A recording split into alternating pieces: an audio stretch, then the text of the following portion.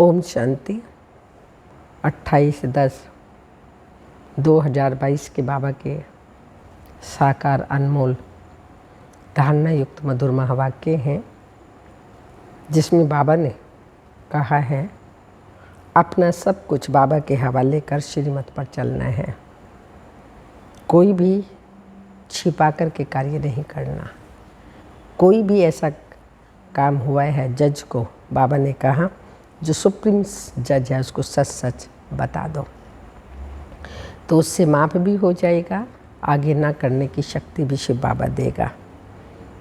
दूसरा बाबा ने कहा कभी भी चाहे बाबा से चाहे परिवार से रूठना नहीं है, सर्विसेबल बनना है और अपने सब जो भी कर्म बंधन है उन कर्म बंधनों को काटना है। तो सुनते हैं मीठे बच्चे, भोलानाथ बाप एक है जो तुम्हारी झोली ज्ञान रत्नों से भरते हैं। वही कल्प वृक्ष का बीज रूप है। उनकी भेंट और किसी से कर ही नहीं सकते। क्वेश्चन है, बहुत बच्चे बाप को भी ठगने की कोशिश करते हैं, कैसे और क्यों ठगते हैं? क्या बाबा को भी ठग सकते हैं? अनुभव कहता है बाबा को कोई ठग ही नहीं सकता। अगर कोशिश करते हैं तो वो स्वयं ही स्वयं को ठगते हैं। आंसर है बाप को यथार्थ ना पहचानने के कारण भूल करके भी छिपाते हैं। बाबा को तो कुछ पता ही नहीं है, बाबा थोड़ी जानता है। लेकिन बाबा जानी जाननहार हैं। अगर हम सच बता दें तो आधा माफ़ होगा बताया, और ना करने की शक्ति भी मिलेगी। नहीं बताएंगे, छिपाते रहेंगे, सच नहीं बताते, सभा में छिप कर बैठ जाते हैं। उन्हें पता नहीं कि धर्मराज बाबा सब कुछ जानता है। यह भी सजाओं को कम करने की युक्ति है कि सच्चे बाप को सच सुनाओ। गीत भोले नाथ से निराला कोई और नहीं, बिगड़ी को बनाने वाला कोई और नहीं। ओम शांति। बच्चे समझ गए हैं कि भोलानाथ सदा शिव को कहा जाता है। शिव भोला भंडारी।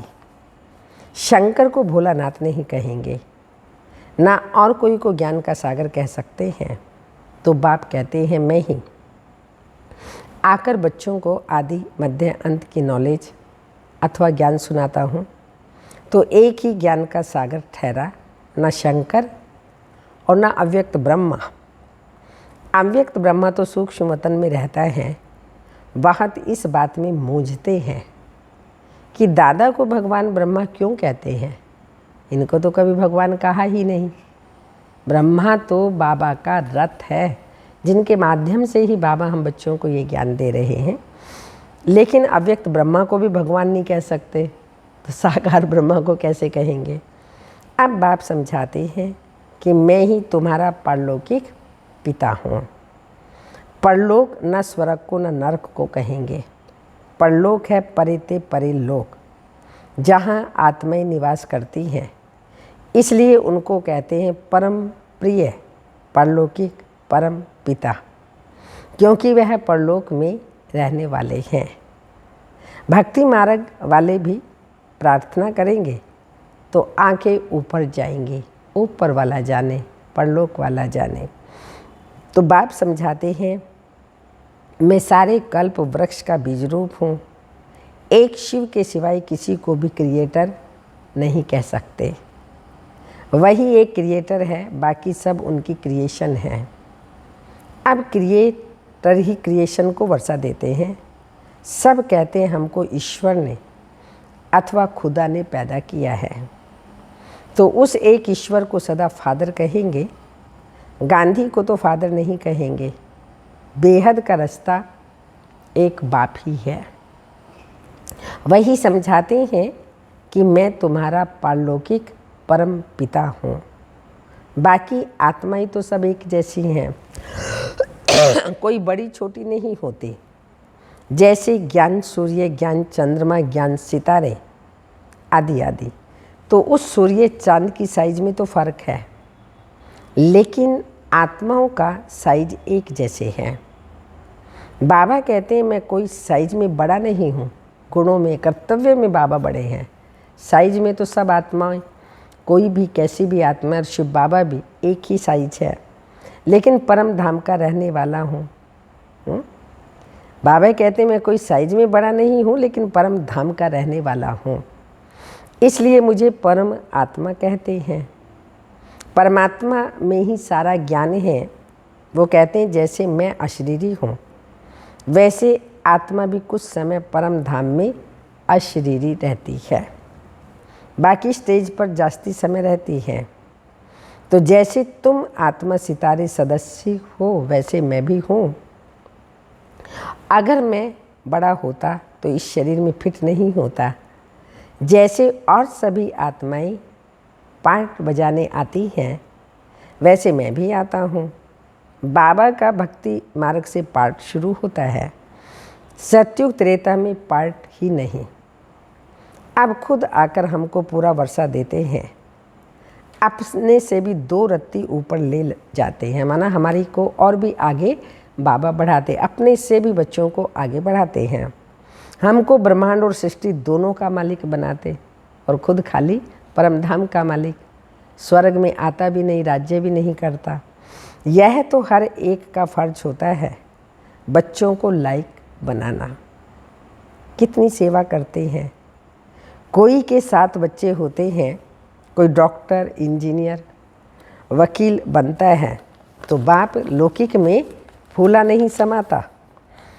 लोग भी उसकी सराहना करते हैं कि बाप ने सब बच्चों को पढ़ा कर के लायक बनाया है, परंतु सब एक जैसे तो नहीं बनते। कोई क्या बनते, कोई क्या।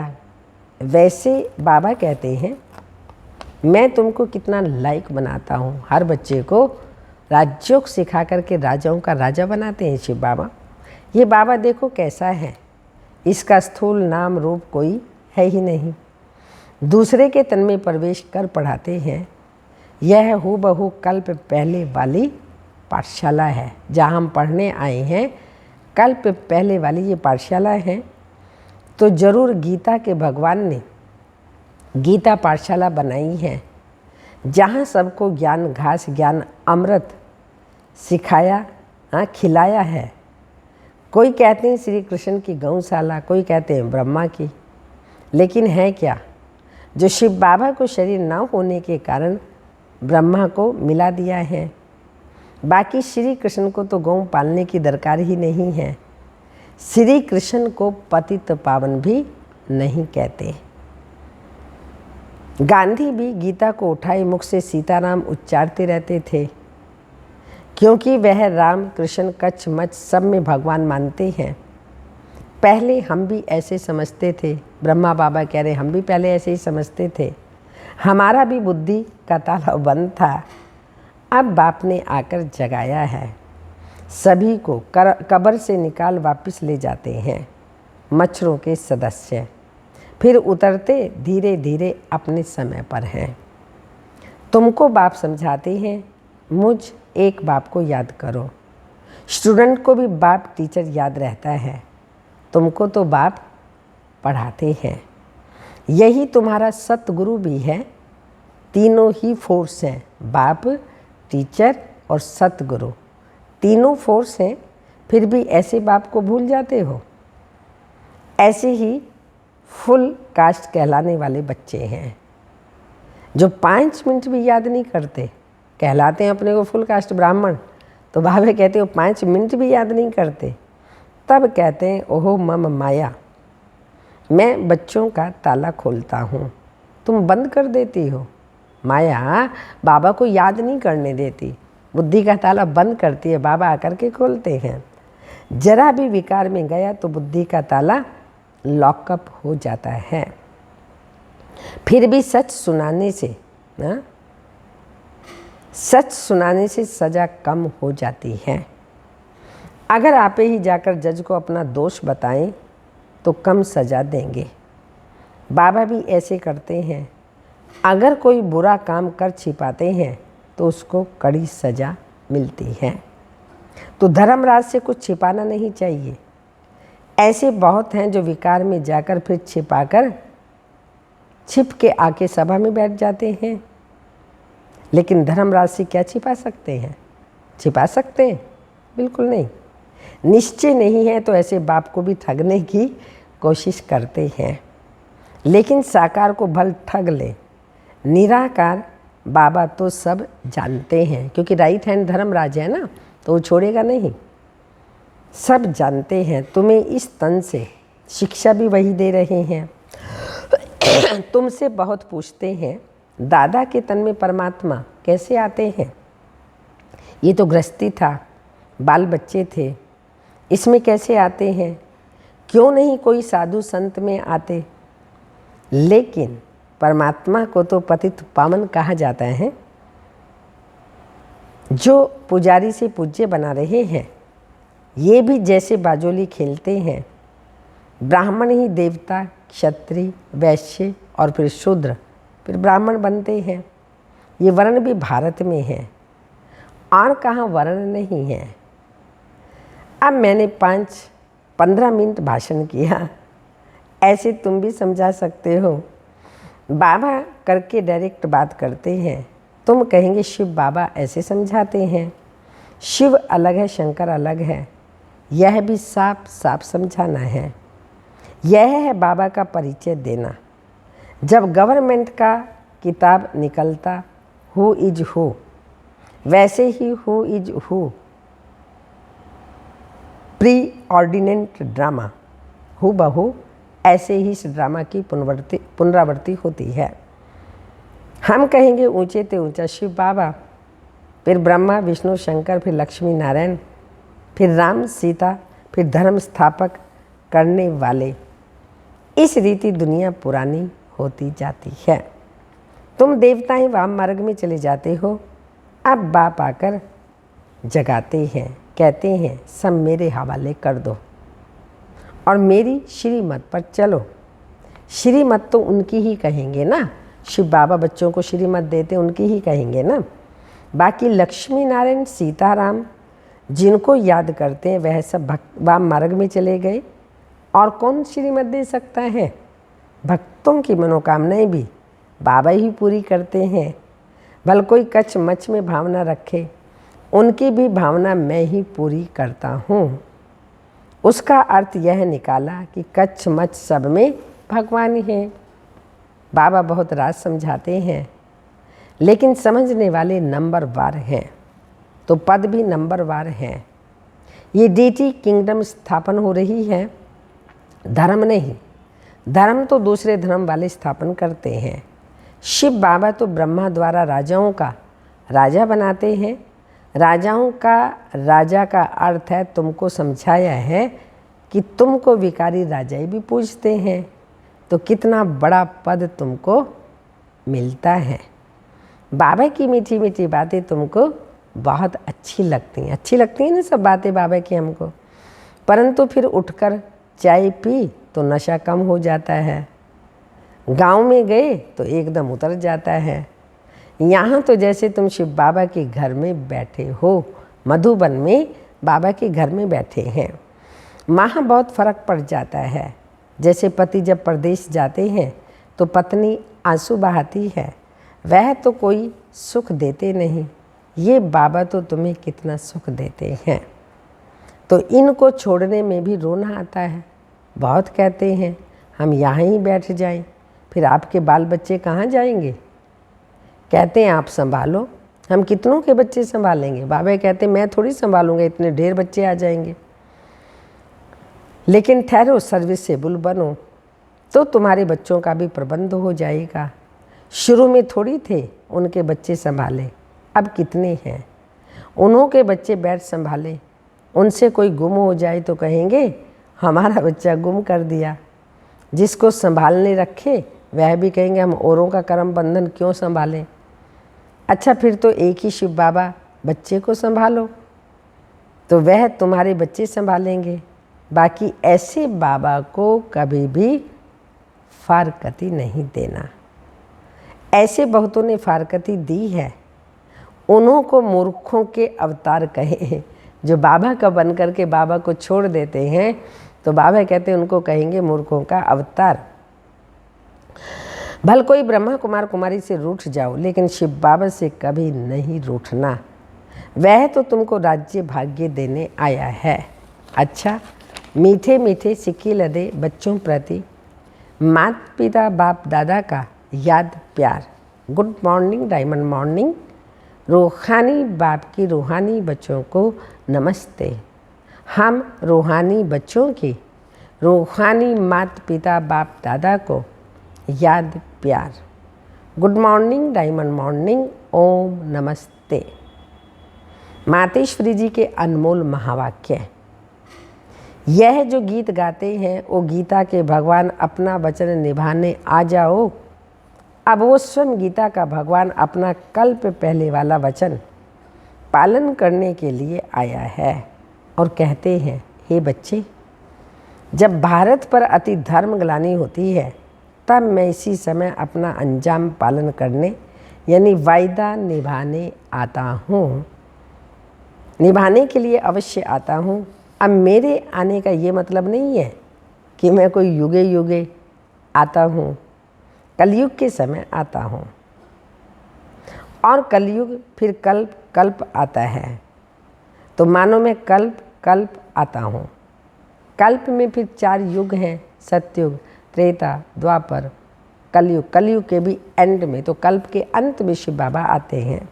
इसको ही कल्प कहते हैं। आधा कल्प सतयुग त्रेता में सतो गुण सतो प्रधान, वहाँ परमात्मा के आने की कोई ज़रूरत नहीं। फिर तीसरा द्वापर युग से तो फिर दूसरे धर्म आने शुरू हो जाते हैं। उस समय भी अति धर्म ग्लानि नहीं है। इससे सिद्ध है परमात्मा तीनों युगों में तो आता ही नहीं है। बाकी रहा कलयुग, उसके भी अंत में अति धर्म ग्लानि होती है। उसी समय परमात्मा आए, अधर्म विनाश कर सत्य धर्म की स्थापना करता है। अगर द्वापर में आया हुआ होता तो फिर द्वापर के बाद तो सतयुग होना चाहिए, फिर कलयुग क्यों? ऐसे तो नहीं कहेंगे परमात्मा ने घोर कलयुग की स्थापना की। अब यह तो बात हो ही नहीं सकती। इसलिए परमात्मा कहते हैं, मैं एक हूँ और एक ही बार आए, अधर्म का विनाश कर, कलयुग का विनाश कर सतयुग की स्थापना करता हूँ। तो तेरे आने का समय मेरे आने का समय संगम युग है, जबकि कलयुग का अंत सतयुग का आदि। कलयुग जाने वाला होता है, सतयुग आने वाला होता है। बीच के कल्याणकारी पुरुषोत्तम संगम युग पर बाबा आते हैं मनुष्यों को उत्तम से उत्तम पुरुष बनाने। दूसरी पॉइंट, अब यह तो हम जानते हैं कि मनुष्य आत्मा की किस्मत बनाने वाला कौन और किस्मत बिगाड़ने वाला कौन है। हम ऐसे नहीं कहेंगे कि किस्मत बनाने वाला बिगाड़ने वाला वही परमात्मा है। बाकी ये ज़रूर है कि किस्मत को बनाने वाला परमात्मा है और किस्मत को बिगाड़ने वाला खुद मनुष्य है। अब यह किस्मत कैसे बनी, कैसे और फिर कैसे गिरे, इस पर समझाया जाता है। मनुष्य जब अपने को जानते हैं और पवित्र बनते हैं तो फिर से वो बिगड़ी हुई तकदीर को बना देते हैं। अब जब हम बिगड़ी हुई तकदीर कहते हैं तो इससे साबित है कोई समय अपनी तकदीर बनी हुई थी जो फिर बिगाड़ दी है। किसने बिगाड़ दी? रावण ने। बिगड़ गई। अब वही फिर बिगड़ी तकदीर को परमात्मा खुद आकर बनाते हैं। अब कोई कहे परमात्मा खुद तो निराकार है, वो तकदीर कैसे बनाएगा? इस पर समझाया जाता है निराकार परमात्मा कैसे अपने साकार ब्रह्मा तन द्वारा अविनाशी नॉलेज द्वारा हमारी बिगड़ी हुई तकदीर को बनाते हैं। अब ये नॉलेज देना परमात्मा का काम है। बाकी मनुष्य आत्माएं एक दो की तकदीर को जगा नहीं सकते। तकदीर को जगाने वाला एक ही परमात्मा है। तभी तो उन्हों का यादगार मंदिर बनाया है और कायम है अभी भी शिव बाबा का मंदिर। अच्छा, धारणा की पॉइंट है, अपना सब कुछ बाप हवाले कर पूरा श्रीमत पर चलना है। कोई भी बुरा काम करके छिपाना नहीं है। जज को सच बताने से सज़ा कम हो जाएगी। सेकंड पॉइंट है, बाप से कभी रूठना नहीं है, सर्विसेबल बनना है, अपने कर्म बंधन स्वयं ही काटने हैं।